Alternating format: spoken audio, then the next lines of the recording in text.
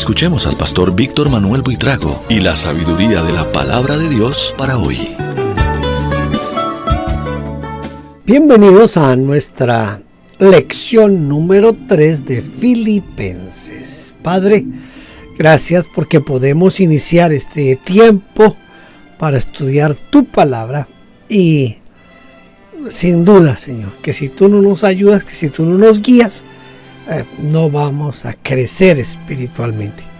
Por eso te suplicamos que nos ayudes en este momento. En el nombre de Jesús, amén. Hoy vamos a abarcar, en nuestra lección 3, vamos a abarcar capítulo 1, versículos 19 al 30. 19 al 30. Entonces voy a comenzar leyendo los versículos 19 y 20. Porque sé que por vuestra oración y suministración del Espíritu de Jesucristo, esto resultará para mi liberación conforme a mi anhelo y esperanza de que en nada seré avergonzado. Antes bien, con toda confianza, como siempre, ahora también será magnificado Cristo en mi cuerpo, o por vida o por muerte.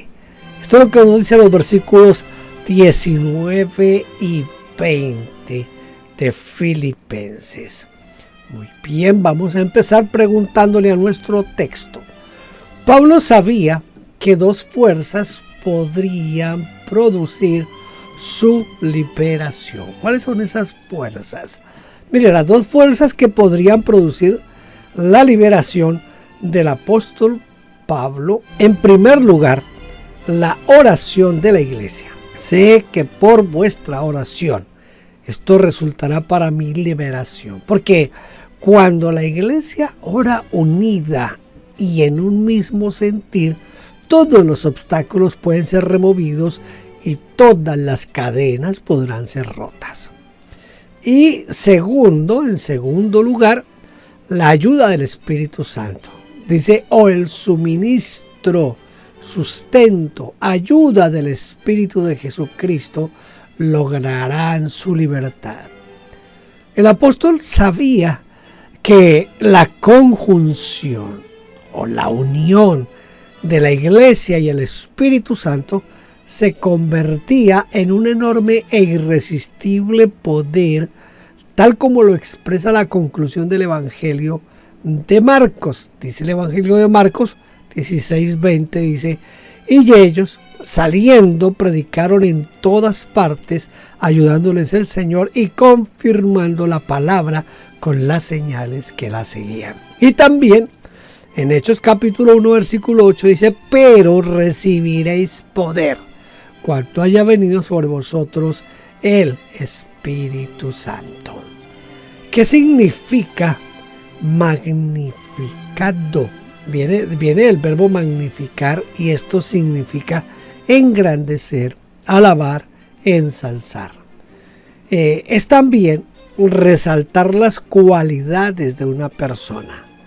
Como traduce la versión latinoamericana, la versión latinoamericana dice, como siempre Cristo aparecerá más grande a través de mí. ¿Qué quiso decir Pablo con la frase, ahora también será magnificado Cristo en mi cuerpo, o por vida o por muerte? Debemos considerar esta frase en su contexto, porque Pablo se está refiriendo a su liberación por vida o por muerte. Es fácil entender y aceptar que una persona quede libre para vivir, pero no para morir. No obstante, Pablo añadió por vida o por muerte. ¿Qué quiso decir realmente el apóstol con esto? Que Cristo aparecerá más grande o será magnificado en su cuerpo si resultaba libre para vivir y seguir sirviéndole. Y Cristo aparecerá más grande en su cuerpo si resultaba libre por la muerte, porque por ella sería libre de las limitaciones de su cuerpo. Además, estará con Cristo para siempre. Sea que viva o sea que muera, confía que en nada será avergonzado, porque ese era su anhelo y su esperanza. En ningún caso saldré fracasado, sino que viva o muera, ahora, como siempre, se manifestará públicamente en mí la persona y la grandeza de Cristo Jesús, de Jesucristo. Voy a leer ahora los versículos 21 y 24.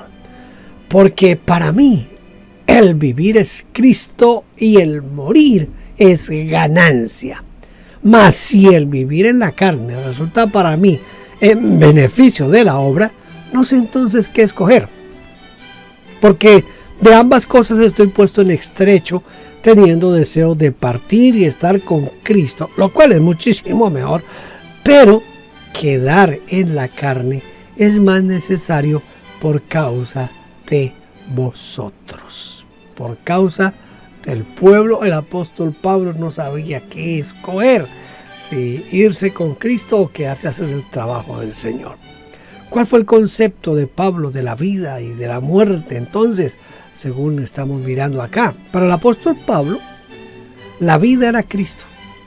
Sinceramente, para mí Cristo es mi vida y morir es una ventaja, traduce la versión latinoamericana. Todo lo que pensaba, escribía o hacía giraba en torno a Cristo.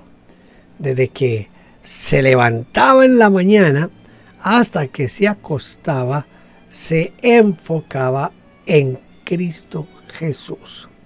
Era la razón de su vida y, contrariamente al pensamiento popular, a la muerte la consideraba una ganancia. Porque todos consideramos como pérdida la muerte de una persona. Lamentamos la pérdida de un amigo, el fallecimiento de nuestros parientes, de nuestros amigos, y casi siempre lo expresamos diciendo: fue una lamentable, trágica y sentida pérdida. Sin embargo, Pablo tenía la seguridad y la firme convicción que su muerte no sería jamás una pérdida, sino una ganancia. También se puede traducir: y el morir es un triunfo, un logro, un lucro.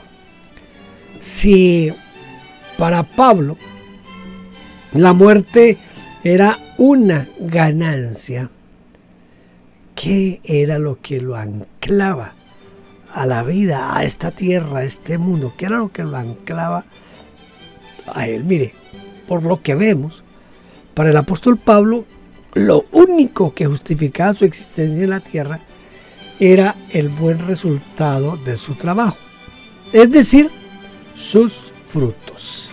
Sus frutos. La versión latinoamericana dice: si la vida en este cuerpo me permite aún trabajo provechoso, ya no sé qué escoger. Esta expresión nos sugiere que Pablo estaba en el ocaso de su vida. Quizás su cuerpo ya estaba viejo y desgastado y sus fuerzas no eran las mismas, por lo cual deseaba partir y estar con Cristo.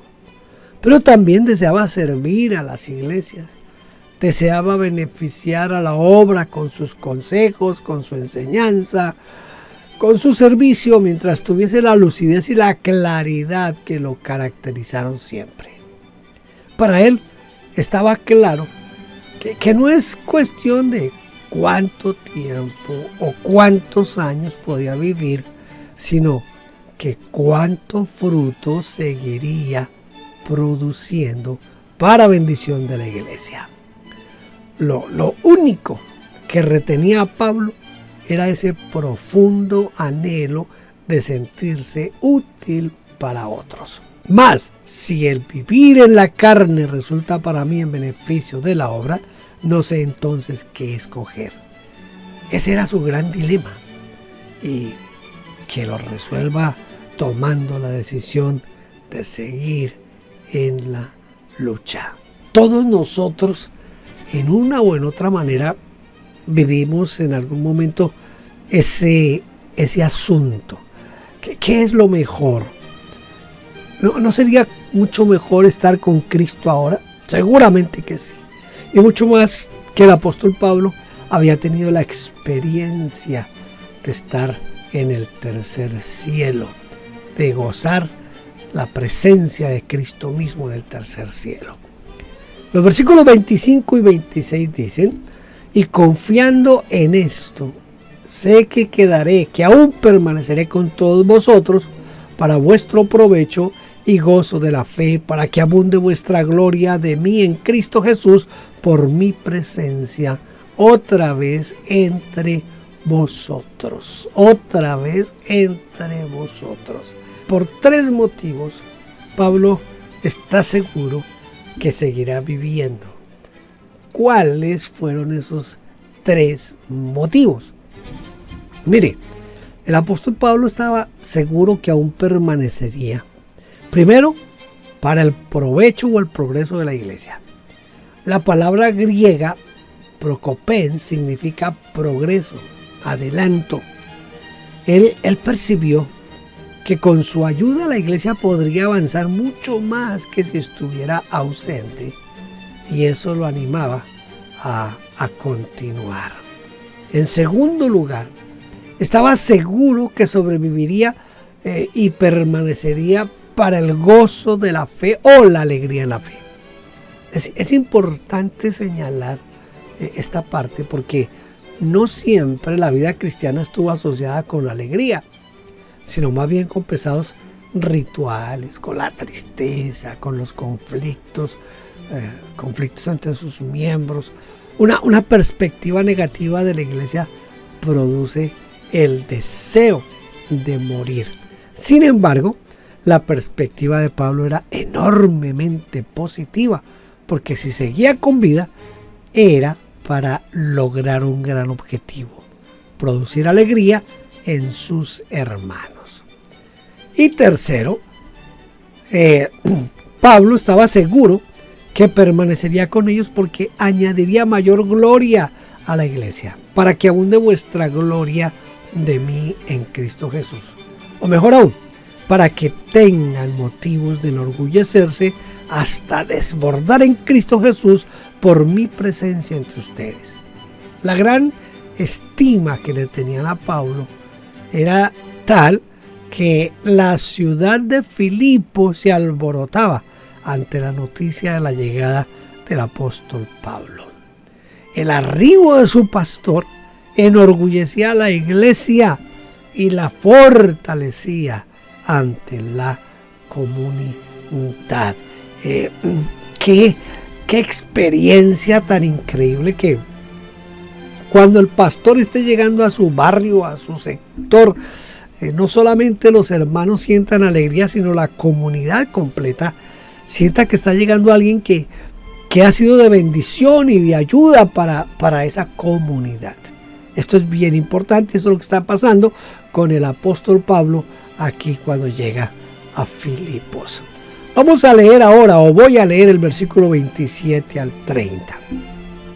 Solamente que os comportéis como es digno del evangelio de Cristo, para que, o sea que vaya a veros o que esté ausente, oiga de vosotros que estáis firmes en un mismo espíritu, combatiendo unánimes por la fe del evangelio y en nada intimidados por los que se oponen, que para ellos ciertamente es indicio de perdición, mas para vosotros de salvación, y esto de Dios.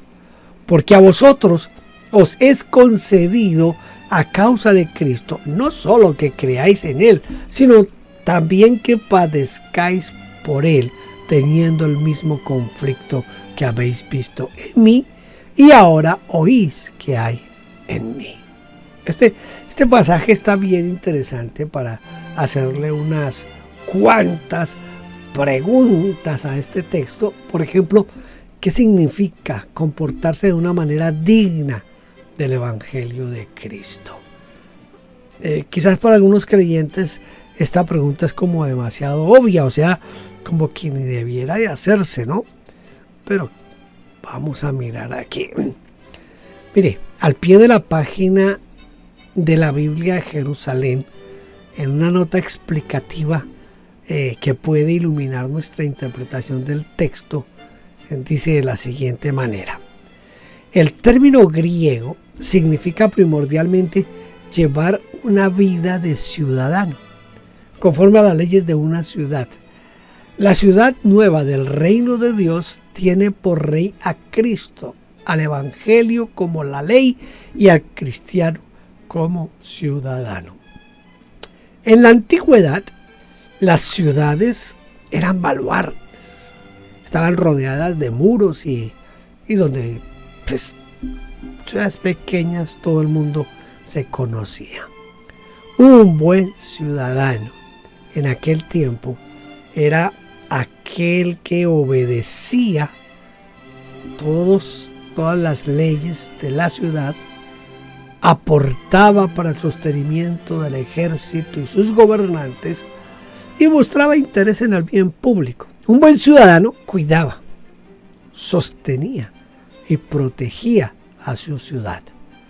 Por lo tanto, el apóstol Pablo tenía en cuenta estas cosas para decir lo que esperaba de la iglesia de Filipos.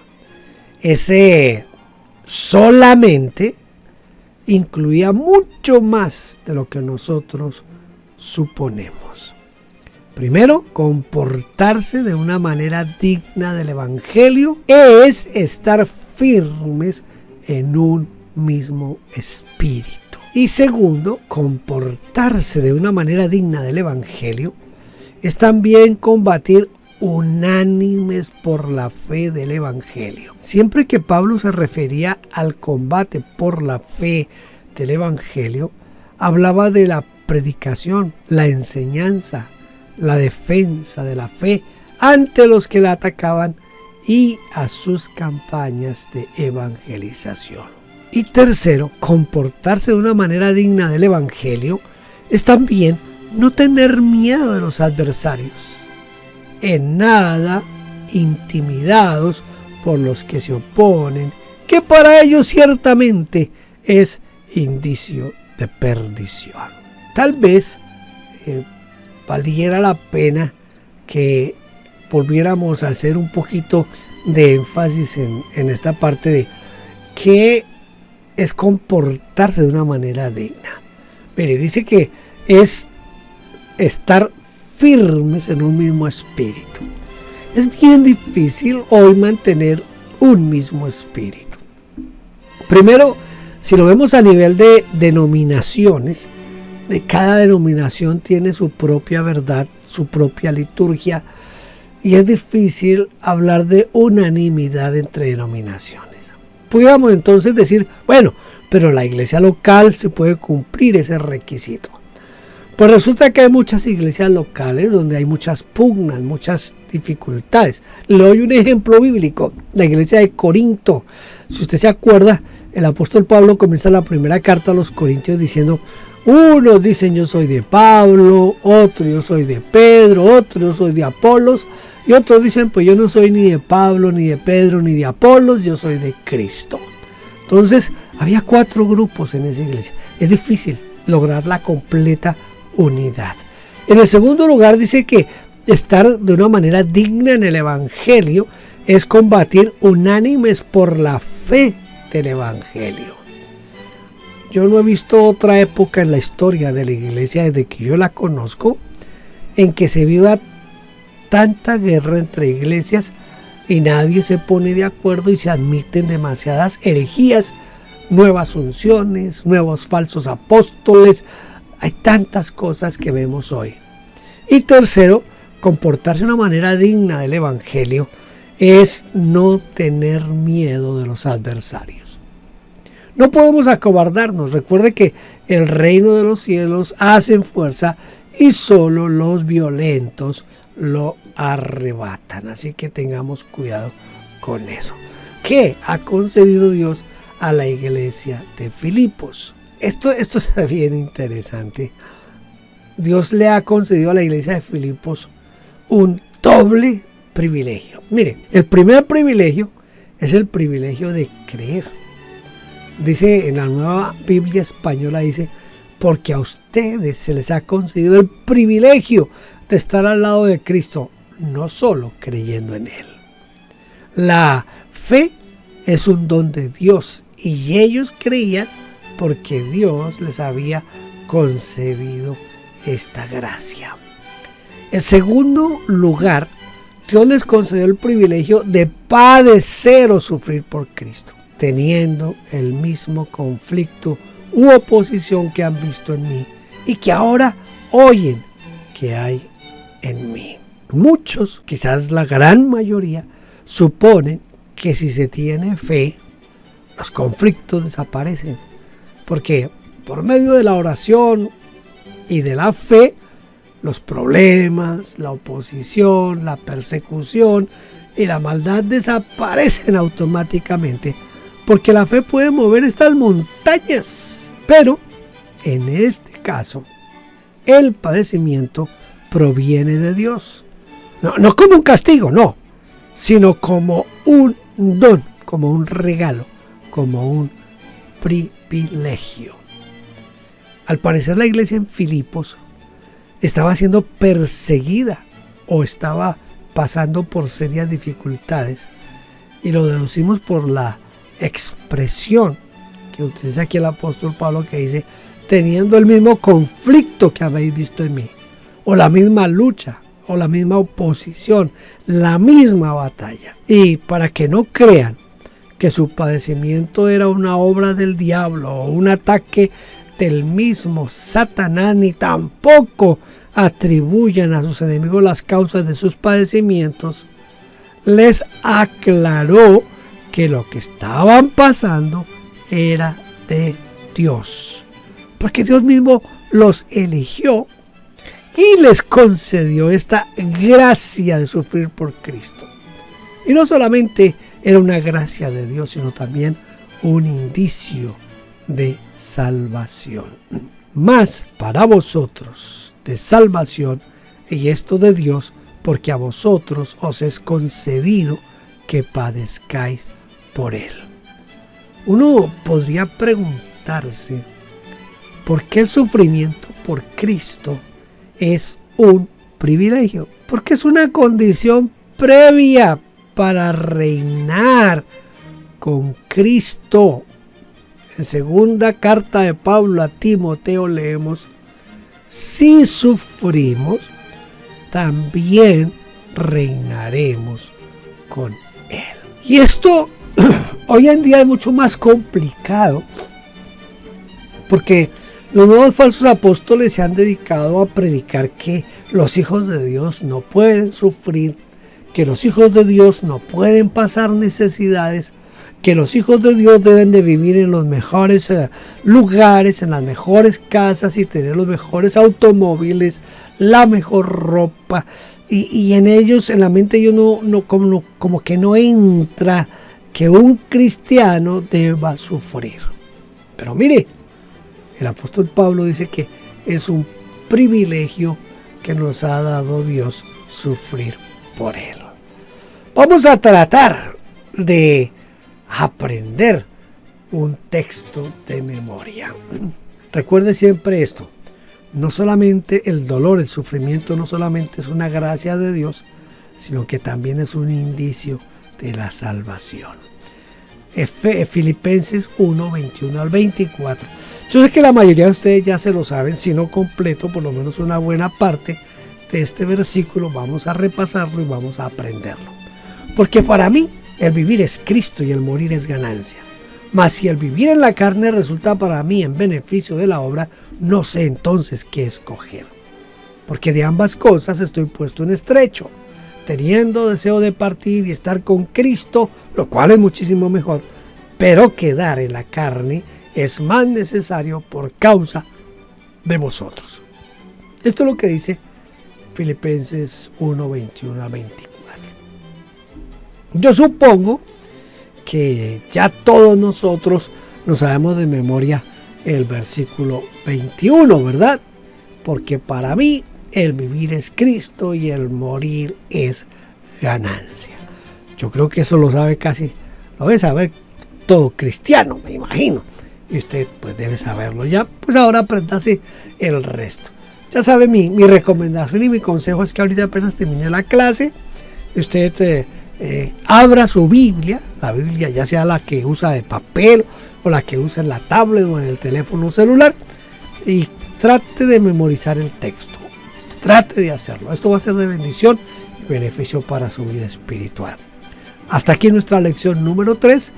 Con la ayuda del Señor nos vemos en nuestra lección número 4. Dios la bendiga. Hasta entonces. Gracias por vernos. Déjenos su huella suscribiéndose y comentando. No olvide campanita y compartir. Dios la bendiga.